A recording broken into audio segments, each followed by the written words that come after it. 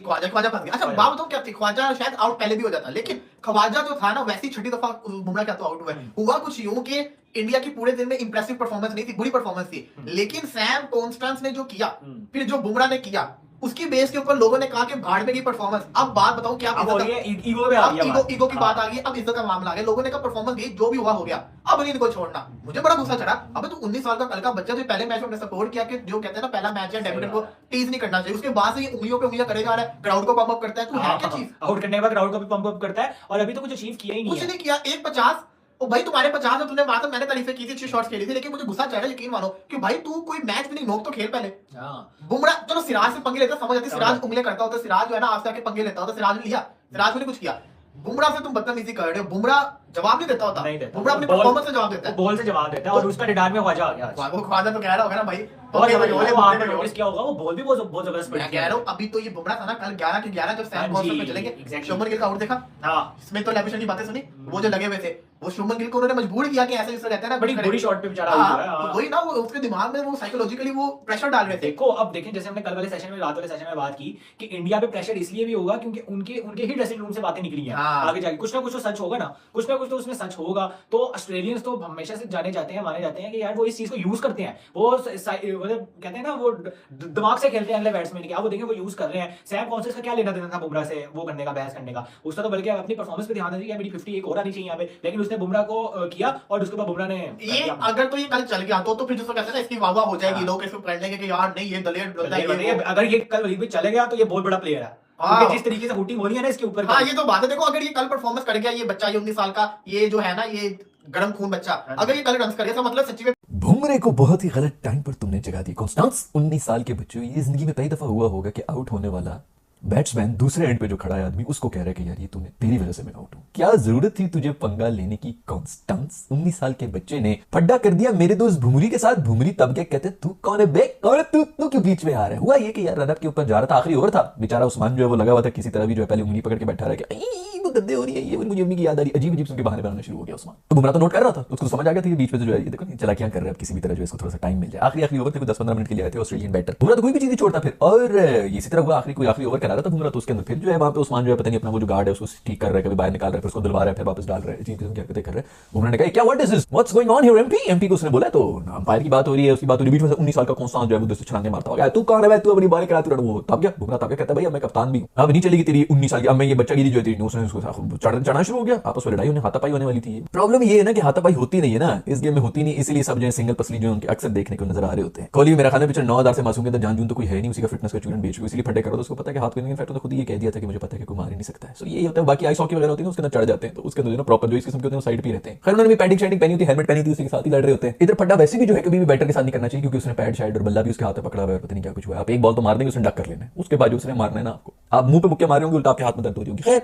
हरकत कुछ इस तरह हुई है, कॉन्स्टेंस ने इससे पंगा लिए, बुमराह ने आउट कर दिया, ख्वाजे को ख्वाजा रोना शुरू हो गया, और बुमराह बजाय इसके ख्वाजे के ऊपर जाए वो 19 साल के बच्चे के ऊपर चढ़ गया। ओए फड्डे शुरू हो गए, कोहली सबसे ज्यादा जो है वो छलांगे मारता हुआ आ गया। इसका मतलब है कि टेस्ट मैच ऑन हो चुका है।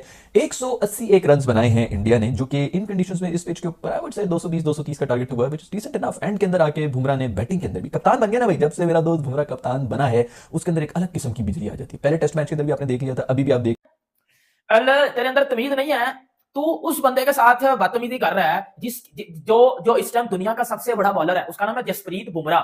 मतलब एक मेरी बात सुनो, सबसे पहले थोड़ा सा मैं डे की बात करूं फिर मैं आता हूं, क्योंकि जसप्रीत बुमराह के साथ इस सैम कॉन्स्टेंस ने फाइट किया है, अब्यूज किया बुमराह को, और बुमराह बजाएगा इनको सुबह, बुमराह इनको सुबह बजाएगा पकड़ के, क्योंकि लास्ट बॉल पे लास्ट ओवर में जिस तरह बुमराह ने आज बजाया ना पकड़ के इनको, लास्ट ओवर में जिस तरह ख्वाजा को आउट करके बुमराह ने रिएक्शन इस कॉन्स्टेंस की तरफ दिया ना, वो बता रहा था कि बुमराह बोलता नहीं है, उसकी बाल बोलती है, और वो बोली है, और वो सुबह भी बोलेगी। ऑस्ट्रेलिया सुबह तमाम है, पहले आपको ये चीज बता दूं, ऑस्ट्रेलिया सुबह तमाम है, ये बात मैं आपको बता दूं। लेकिन आज के डे की थोड़ी सी बात कर लेते हैं। इंडिया ने जिस तरह बैटिंग का आगाज किया, रोहित शर्मा आज के मैच में नहीं थे, बुमराह ने कप्तानी की और इंडिया 185 पे आउट हो गया। 185 इस पिच के लिहाज से अगर मैं ये देखूं तो मुझे लगता है बहुत कम है। हाँ ऐसा होता कि अगर इंडिया 300 को टच कर लेता ना, फिर मैं कहता गुड, क्योंकि इतनी भी वो पिच नहीं है 350-400 वाली। अगर इंडिया इस पिच पे 300 भी कर देता ना, मैं कहता गुड हो गया। लेकिन 185 को भी मैं पुअर वाली लाइन में नहीं लेके जाऊंगा, मैं बोलूंगा हाँ अगर आप आके कल जल्दी 2-3 आउट कर देते हो तो 185 भी बच सकता है, मैं ऐसा कह सकता हूं, ठीक है, क्योंकि ये वो पिच नहीं है, ये सिडनी में मैच हो रहा है और दूसरे तीसरे दिन तीसरे चौथे दिन स्पिन भी टर्न लेगा, तो ये थोड़ी सी इंडिया की फेवर में पिच जाने वाली है। मैं आपको पहले ये बता दूं, ठीक है, ये पिच थोड़ी सी इंडिया के फेवर में जाएगी, क्योंकि थोड़ी सी एशियन टाइप की पिचेस बनाई जाती हैं, आपको पता है सिडनी में, और सिडनी हमेशा से ही एक अच्छे फेवर में रहता है और इंडिया के लिए और किसी भी एशियन टीम के लिए। पहले मैं आपको ये बता दूं, बाद में बात करते हैं। वो कॉन्स्टेंस तेरे घंटे का बच्चे, मेरे घंटे का बच्चे है, जो तूने बदतमीजी किया ना बुमराह के साथ, तू विराट के साथ भी लड़ा हुआ है। विराट ने बेटा, मैं बताता हूँ सब चीजें आज खुल के बताता हूँ। पहले ना मैं जरा मैच के ऊपर आज की बात कर लूं। 10 रन किए हैं मुझे मेरी ना थोड़ी तबीयत खराब है, गला खराब है, तो थोड़ा सा कंप्रोमाइज कीजिएगा। 10 रन बनाए हैं जो है वो जयसवाल ने। उसके बाद केएल राहुल 4 रन।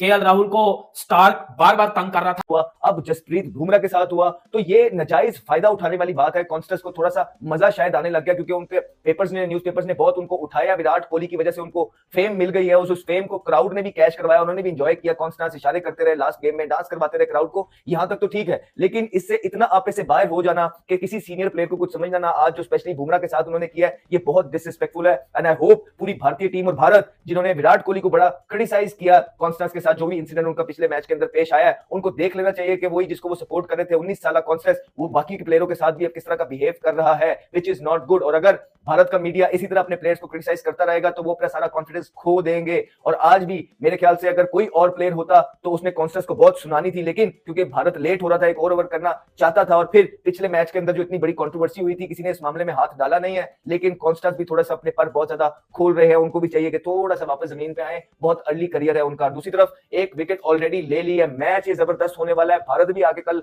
इसी पिच पे आउट करेगा, बिकॉज ये पिच है ही मुश्किल, और जैसे जैसे इस पिच पे टाइम गुजरता जाएगा, दो कि हैवी रोलर लिया, हैवी रोलर से ये होता है जब नीचे मॉइस्चर होता है, क्रैक खुले होते हैं, दोबारा से बंद हो जाते हैं, लेकिन फिर भी ये पिच ने जिस तरह बिहेव किया पहले दिन, ये 4-5 दिन जो बाकी के हैं 4 दिन, इसमें आपको इस बॉल मूव होता हुआ नजर आएगा, लेटरल मूवमेंट नजर आएगी, बाउंस नजर आएगा, विकेटें गिरती हुई नजर आएंगी, और कोई भी टीम इसमें बाहर नहीं है। पहली वाली पिचेस का बात करें तो शायद 185 रन 185 आपको थोड़ा सा कम लगे उसके हिसाब से, लेकिन इस पिच के हिसाब से ज्यादा अगर भारत की टीम शॉर्ट है तो वो 30 से 35 रन शॉर्ट है, दैट इज ऑल। ये पिच ही इस तरह का है कि यहाँ पे 180 से लेकर 230 तक ही स्कोर होना था, और अच्छी बॉलिंग की ऑस्ट्रेलिया ने, उनको अपनी कंडीशंस का भारत से बेहतर पता है, जिसकी वजह से 185 पे उन्होंने उतार दिया। लेकिन अब it's all depend on Bharat bowling. Bharat के पास भी पूरा मौका होगा कि ऑस्ट्रेलियन बैटिंग लाइनअप को, स्पेशली ट्रेविस